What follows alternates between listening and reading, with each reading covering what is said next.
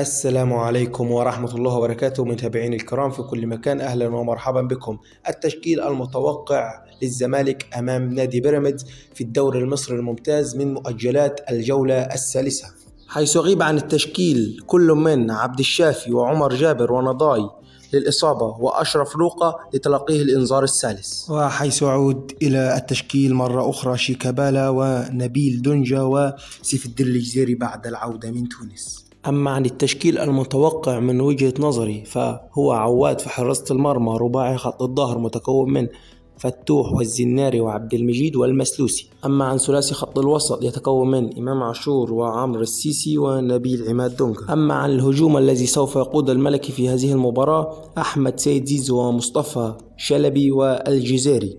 وبهنا أبقى وصلنا لنهاية الفيديو، يا ريت تتوقعوا معنا نتيجة المباراة وتدوس لايك للفيديو لو عجبك، والسلام عليكم ورحمة الله وبركاته ودمتم على خير.